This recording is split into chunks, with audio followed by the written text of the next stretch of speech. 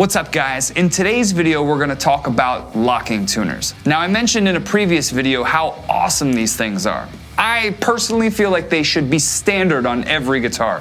At this point in 2020 there's really no reason to be dilly-dallying with your old traditional standard tuning machine because let's just face it, they're a waste of time. We have the technology to make that whole process much faster, and there's absolutely no benefit to having a standard tuner as opposed to a locking tuner, which is basically fixed in 2 seconds. In this video, we're gonna go through 2 different kinds of locking tuner, and we're gonna see what the difference is, and maybe one or the other might appeal to you more. But without further ado, let's get into it. Whoa!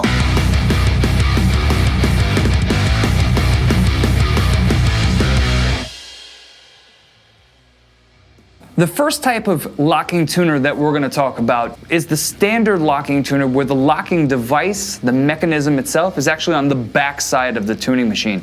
If we look here, you'll notice on these are your typical Sperzel, which is a pretty well-known locking tuner brand, where the actual locking mechanism is on the back of the tuning machine. Now, this is what you're going to see 98% of the time. We will talk about another version a little bit later in the video that doesn't use this type of thing, and there's a couple of brands that don't use this, but more often than not, you're gonna see this as the main type of locking tuner, some variation of this. And in this case, if you'll notice, you don't actually have to wind the string completely around the post. It only basically goes in, locks, and turns. And we're gonna go through this step by step because I'm gonna change the strings on this guitar and show you how the string just goes in, locks, and turns a little more than 45 degrees in the counterclockwise direction, depending on what side of the headstock you're working with. But it only has to turn about 45 degrees, a little bit more than that, and it's basically in tune. Boom, that's it. Then you can stretch the string and do your fine tuning, and that's it. It turns changing strings from a, say, 30-minute process into a 15-minute process. Literally in half, if not more than that. So, these things are awesome. When you're on tour, an absolute necessity. Like, stop messing around with traditional tuning machines because they just don't make sense anymore. This is the future. Let's talk about the space age, I guess. Wait, it was already the space. Whatever, it's the information age now, and I'm informing you that this is the new shit. Even though it's not new shit, it's old shit. But if you're not on this, then you're a has-been. I gotta go. I can't even talk to you anymore. Just kidding. All right, so let's change the strings on this guitar, and let's just go through the process of locking it and tuning it into place. Pretty simple. Check it out.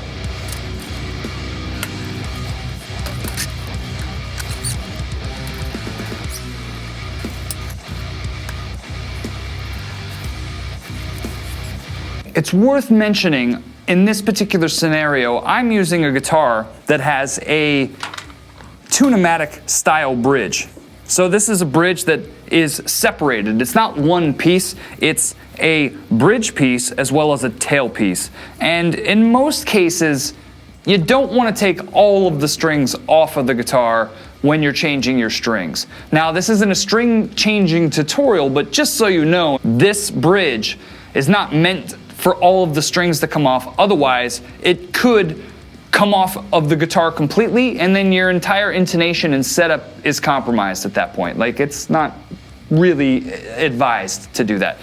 In this case, what I actually have here, the bridge itself is a Tone Pros locking bridge. Now, I did this because the stock bridge that came on this guitar was subpar, and I couldn't exactly get all of the strings intonated very well because the bridge that it came with, the saddles actually didn't have enough room to move on the bridge itself in order to get all of the strings intonated correctly. So I upgraded, got the Tone Pros bridge, put it on there, and it just also happened to be locking. So what that means is it will actually use an Allen key, as you can see right here on the back, that will lock it to the actual post of the bridge.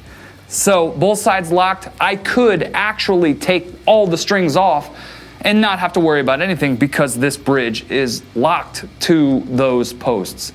But if you don't have a locking bridge, it's not advisable to take all of the strings off, because you're going to find yourself with some trouble in your intonation and your setup later. But in this case, we're okay. But I'm still going to leave this one string on just for habit, and also to show you some good guidelines as to don't take all the strings off and then work your way. Once you've put enough strings on to hold the bridge in place, then you can take that one string off and you don't have anything else to worry about. So let's continue. What I'm gonna do first is I'm gonna wipe this thing down because it's fucking gross, and we're gonna make it clean and we're gonna go from there.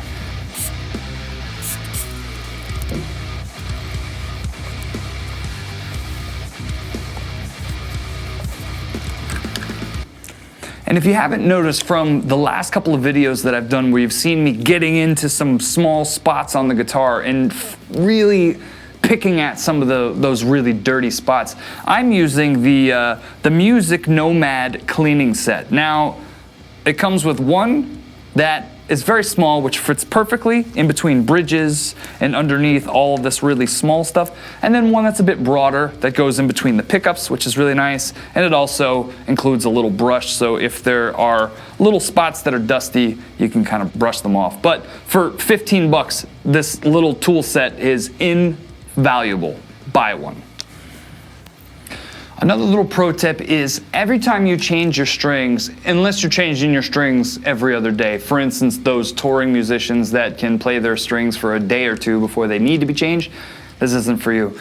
But for those at home or that have the home studio that change their strings once a month or once every 2 months or whatever the case, when you do that, do me a favor, use some lemon oil. There's plenty of different varieties and brands out there, but a little bit of lemon oil helps condition that fretboard, keeps it nice and moisturized, and just really makes that playability butter smooth. So, highly recommend to pick up a little bottle of lemon oil, and when you change your strings, just make it part of the process. Just a little bit on the fretboard, goes a long way.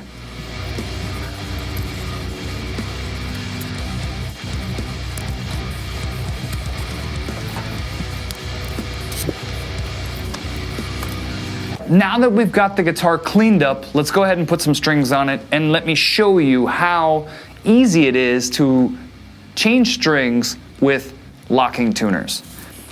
Today we're going to try out a new set of strings, one I've never tried before. It's the GHS Boomers. This is a 7-string set where the E to E is set up like a traditional guitar, but the B itself is actually a much higher gauge.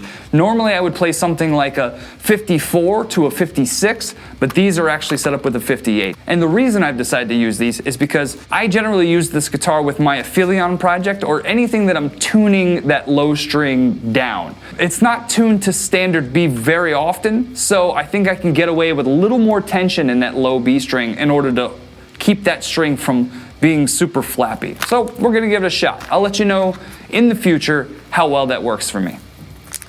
So we're gonna start with the B string, which, like I said, on this guitar is a 58. And what we're gonna do is, to start, we're gonna unwrap it. And once we do that, we'll feed it through the tailpiece of the bridge. Bring it all the way through and bring it tight. And then what we're gonna do, let me bring this back over here. I'm playing musical guitars here with the way that all this stuff is being moved around. Now what we wanna do is line up the locking tuner that it's nice and straight, feed the string through. We're gonna lock the back, and what I like to do is I like to bend it up so that it's a little bit out of the way. And then we're gonna use our nifty string winder just for a second, and we're gonna wind this string until we see A, which already we're at B. That's it. We've literally turned this thing about 40 degrees counterclockwise, and it's already where it needs to be in tune. It's that simple. There was no wrapping the string around the post and taking this and making a knot of that. Nothing. All you have to do is put it through, lock it, and go wham, and it's in tune. Now we still need to stretch the string, and then we'll tune it a little bit more, and that will make it rotate a bit more, but it almost never does a full rotation until you get sort of to the higher strings. Those guys from time to time will kind of wrap a little bit, but almost never a complete revolution around the tuning machine. So that's pretty awesome. Makes string changes super fast. Let's do a couple more. E string.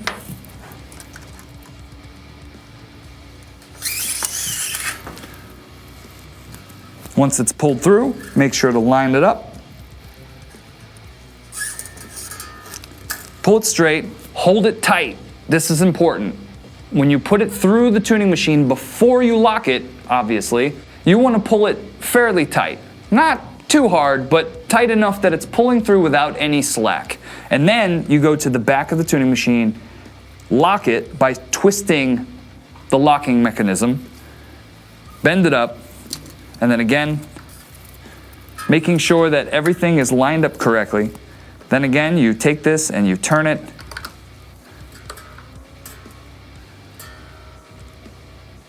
Until we read E. E.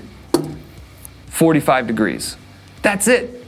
Not even a full revolution around the tuning post. It's that simple and that awesome. So imagine going through the entire guitar. It takes minutes. To change the strings on this guitar takes literally 5 minutes, as opposed to, say, 15 minutes or 20 minutes, doesn't matter. But when you don't have that time to spare, this is what makes it fast. And to be honest, there's no benefit to having the older style tuning machine as opposed to this. There's really none. Once this is locked in tune, it stays in tune. And that's it. This is actually better than the standard tuning machine because it doesn't wrap around the post. So long as you lock it correctly by tightening that mechanism, there's no opportunity for the string to slip and go out of tune in that way, which is what you would find if you were just wrapping the string around the tuning mechanism and turning it. So this is a better option. Again, why isn't this standard? So we'll do one more and we'll call it from there, and then I'll just get through everything and we'll get on to that other version, because the next version of locking tuner that I have is a little bit different. It's a little bit more complicated, but I think that this version is really classy and the brand is amazing, but we're gonna get to that in a second. So let's trim this off, and at this point we have enough tension on the bridge that we can actually take that one string that we kept on to keep the bridge in place. We can go ahead and take that off now, because the bridge will stay in place with these two strings that we've put on, and now all the strings that we're putting on the guitar will be fresh, which is sweet. Go.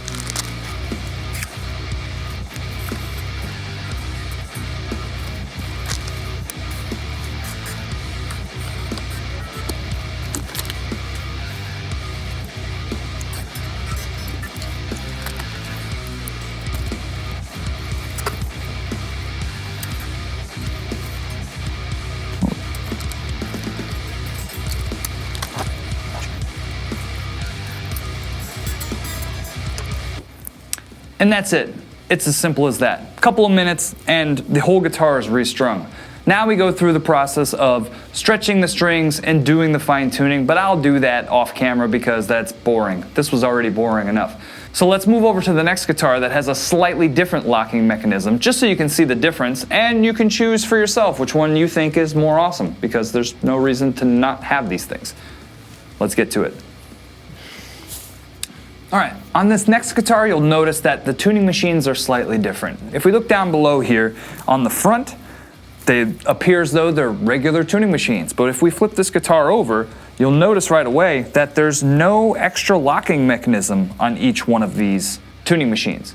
And this is because they call these self-locking tuning machines. So these have the appearance of standard non-locking tuning machines, however, they do lock. But I'll show you in a moment where that actually happens.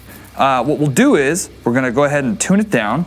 So we'll make it so that it's straight. You'll see right off the bat that I'm turning it and then suddenly it's not moving anymore, because that's actually how the locking mechanism works. There's a tiny little sleeve on here that sort of pops into place when it's in the right position. And then as soon as that happens, it sort of clamps the string. So as it turns, it sort of does one of these things, and it clamps the strings inside, and then that's it. The tension holds it in place. And I've been playing with these tuners for the better part of 6 months, and they're awesome. These are the Grover grip lock tuners, and they're super awesome.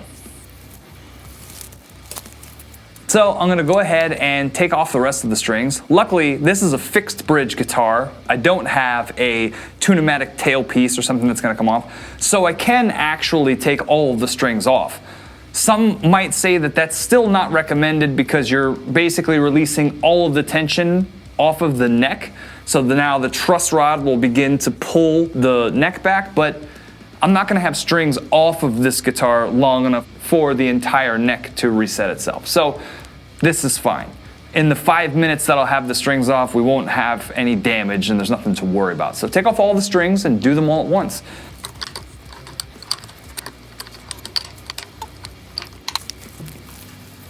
Again, because this is a fixed bridge, we can then take all of the strings off all at once and pull them out of there, and that's it. Don't do that to your guitar. Next thing I'm gonna do is, of course, wipe it down, clean it up, get into all those nooks and crannies and make this thing sweet.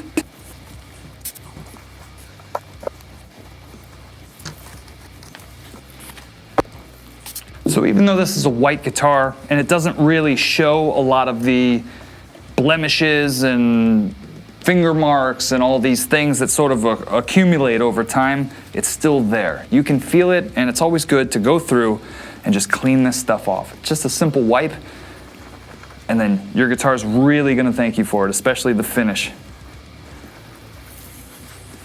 But of course, it also smells nice.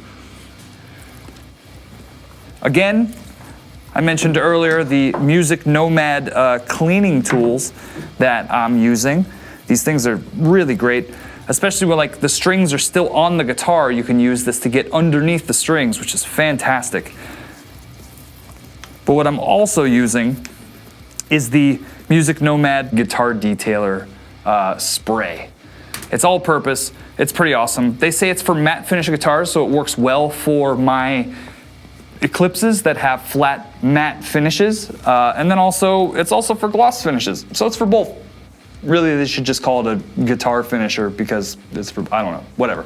It's for both, works great, smells awesome.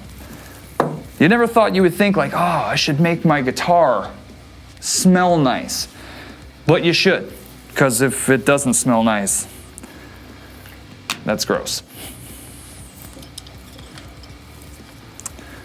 So like usual, what I'm gonna do when I change strings is I'll go through, because it's been a little while since I've changed the strings on this guitar.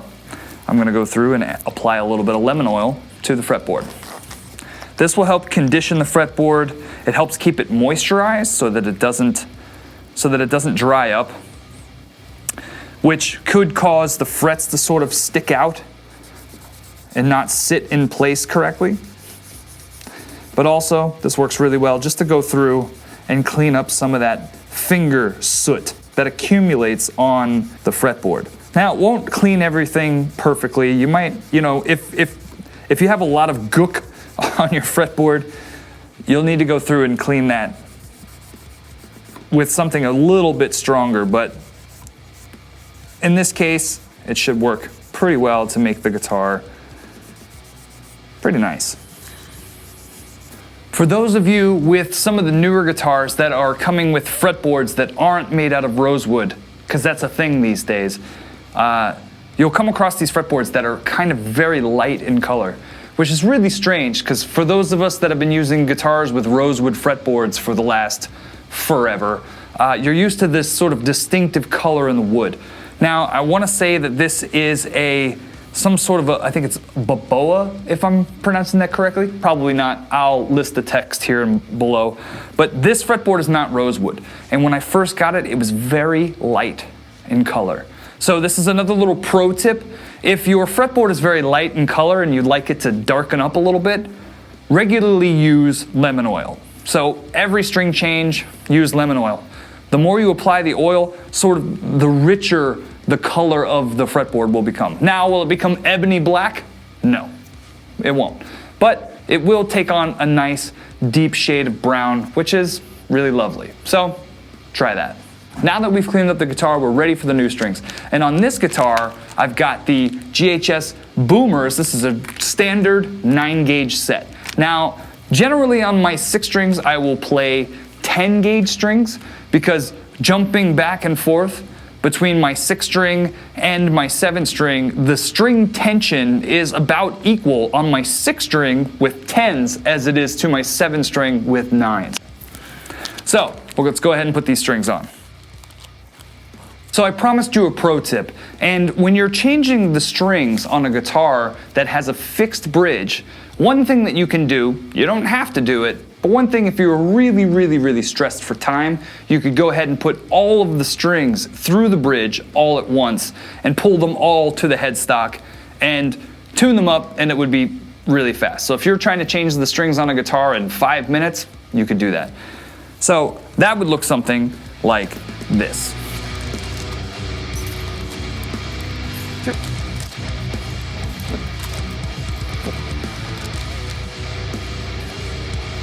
With all of the strings through the bridge like that, we can go ahead and move these straight up to the headstock. Now, something I forgot to mention before, these Grover tuners, because they have this auto-locking mechanism on the top, which is kind of like a little shield that as you turn the tuning machine, it will actually close in on the string itself. You do have to set these up in a certain way. There is a very small divot that you need to line up, and basically, as you turn this little sleeve on the top of the tuning machine, it will lock into place. You will feel it physically pop into place. And when it's there, that's when you can set the string through the tuning machine. Now, it's recommended that you do this. You set it so that that divot, you can physically see it on the top of this tuning machine. There is a little tiny point that you can see. You want that to be faced up.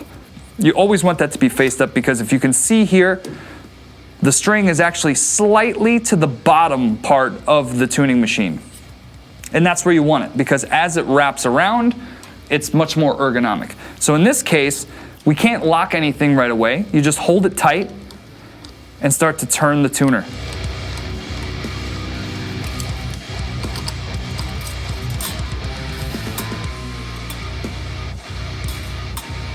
And that's it, about 45 degrees, and it's done, it's in tune. Now, you still have to go through, again, like I mentioned before, and stretch each of the strings and fine tune them into place, and eventually they will sit nicely.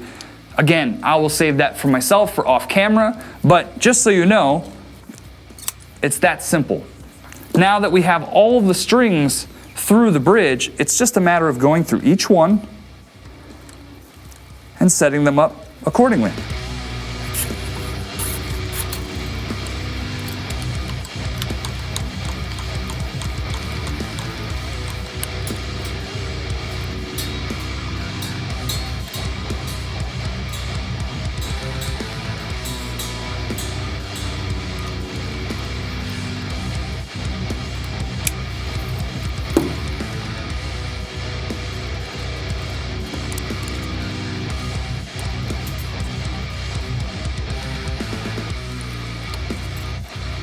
Now this is done. On this, some of the strings will wrap around a bit more than they would on the hard pressing locking mechanism from the Sperzels. In this case, yeah, it will wrap around just a little bit, but it's never more than 1 revolution, so it's pretty easy. But you'll find that you're gonna stay in tune longer, better. It's gonna have a much better tuning ratio, so as you turn the tuning machine, you're gonna notice that it's a much smoother process as you tune through the notes. So, I implore you to check these things out. They make changing strings super fast. They make the entire process super fast. I can't stress it enough. And again, as I've mentioned, I don't know why these things aren't standard on every single guitar. Depending on whatever version you decide to go with, they're all fairly easy. Now, my favorite is the traditional lock it from the back style. I tried these Grovers on this guitar because I wanted something that looked a bit more traditional and a bit more incognito because I wanted this guitar to look a little bit more classic. So I went with these, and I'm not dissatisfied. I like them a lot. In fact, Grover's seem to have the smoothest tuning ratio out of all the locking tuners that I've tried, and I've tried a bunch. So if you're interested in this, check it out. I'll put some links below. Also, if there's any other questions that I can answer, if you have any comments, please leave them below. Let me know what you think. Let me know if this video was stupid. Do it below. Thanks a lot for watching, and we'll catch you next time. Peace!